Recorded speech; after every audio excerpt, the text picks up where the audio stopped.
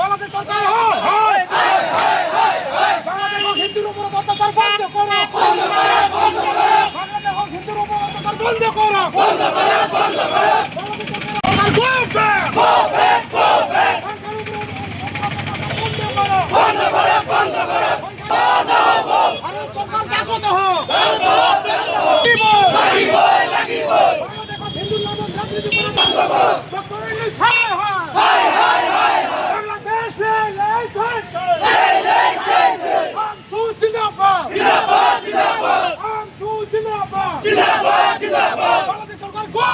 আজি আমি আমচুৰ কেন্দ্ৰীয় সমিতিৰ নিৰ্দেশ মৰ্মে বিলাসীপাৰা জিলা সমিতিয়ে বিলাসীপাৰা গান্ধী চকত বাংলাদেশ চৰকাৰৰ মুখ্য উপদেষ্টা ডক্টৰ ইউনুছৰ প্ৰতিমূৰ্তি দাহ কৰিলোঁ।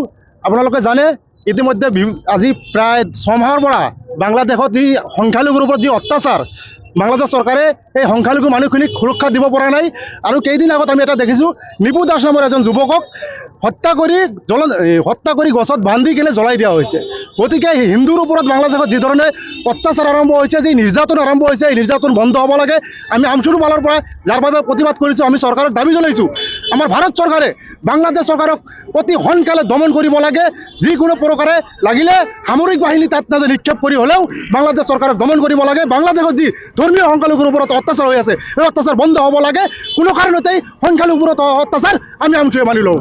যি বিশ্বৰ যিকোনো ঠাইতে হ'ব, আমি আমচুৱে মাত মাতি যাম।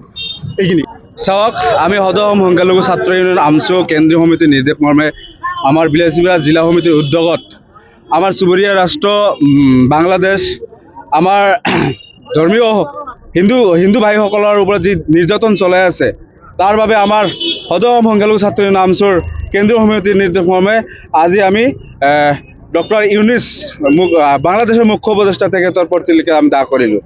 আৰু আমি বিচাৰিছোঁ, আমচু বিচাৰিছে আৰু আমাৰ চুবুৰীয়া ৰাষ্ট্ৰ বাংলাদেশত সংখ্যালঘু হিন্দু ভাইসকলৰ ওপৰত যি নিৰ্যাতন চলাইছে, কিছুদিন আগত এজন জ্বলন্ত গাছৰ লগত বান্ধি জুইত পুতি দিলে তেখেতৰ এই কাৰ্যটোক আমি গৰিহণা দিছোঁ আৰু নিন্দা জনাইছোঁ।